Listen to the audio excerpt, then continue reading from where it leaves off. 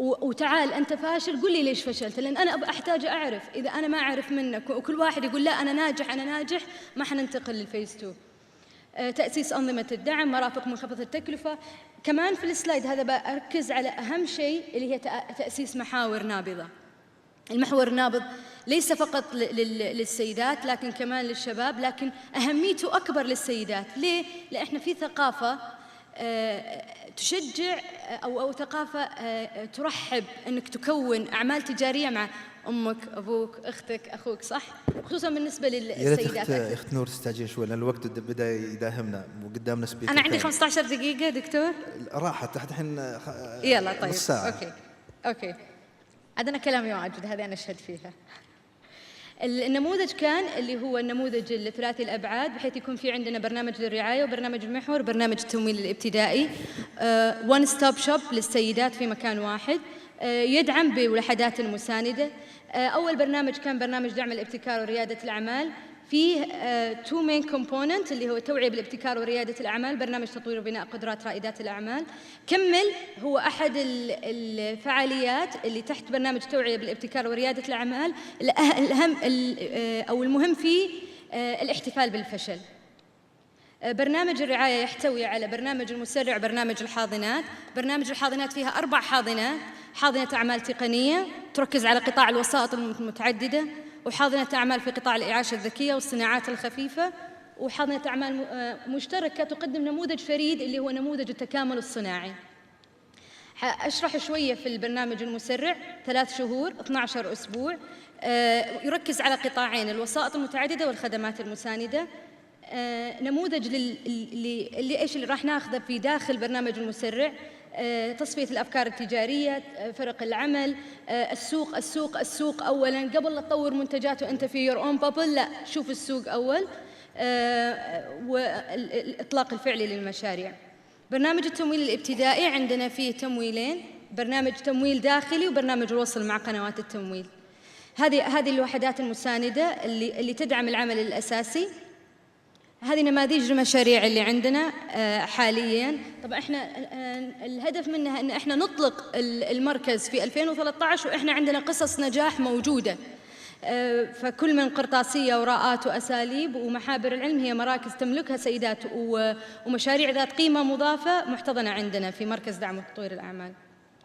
هذه طرق التواصل معنا، وشكراً. نتطلع لدعم الجميع إن شاء الله بحول الله عشان نشوفوا مشاريع ذات قيمة مضافة تمتلكها سيدات بحول الله. شكراً. شكراً أخت نور. الأستاذ أحمد مودن، فيما الأستاذ أحمد يوصل أهم شيء أتوقع تفضلت فيه أخت نور، اللي هو التحدي اللي تواجه السيدات السعوديات العاملات في كرياديات. إذا كان الريادي يواجه مشكلة، ففهمنا من أخت نور أن السيدات أيضاً يواجهون أضعاف المشاكل والعقبات يواجهها الرياديين الرجال. تفضل أستاذ أحمد.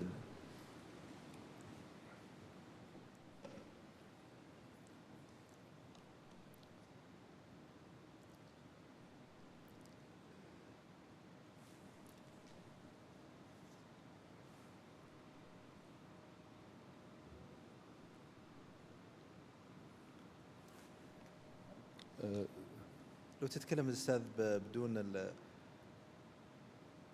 Okay. If the presentation is not working, just bring me the laptop.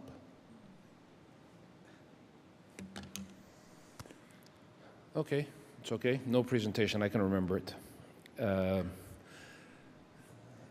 لو أستاذ تحكي عن تجربتك، كيف استطعت وش الفارق بين البيئة في أمريكا وفي سيليكون فالي كانتربرنورز، والفرق ما بينها وبيننا في العالم العربي، وتجربتك في أنك تردم هذه الفجوة. طيب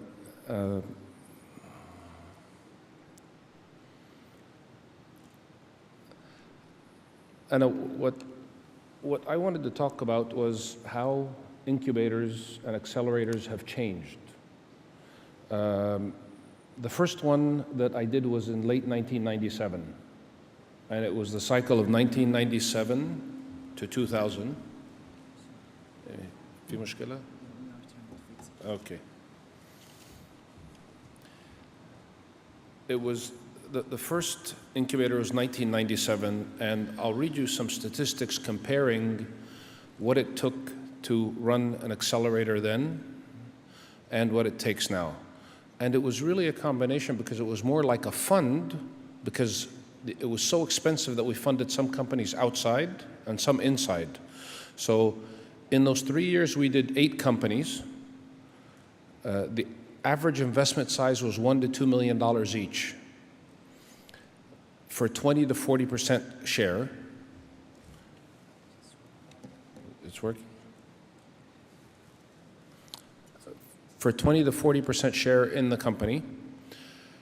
The administrative expense that Dr. Osama showed the staff he had versus the investment was 5% administrative, 95% investment money into the company.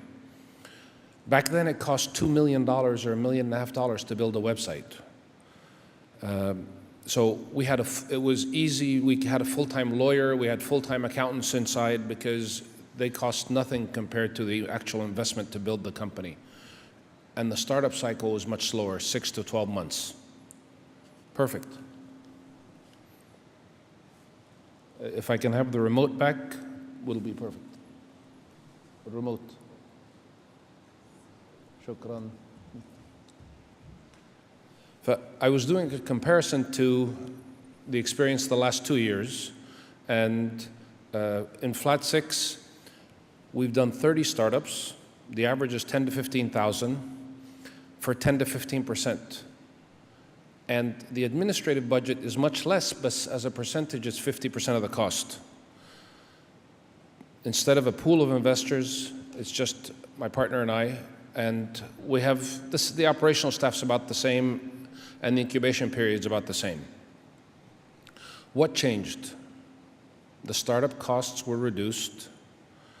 There are many more talented developers and programmers now than there were before. People were very expensive back then relative to the market.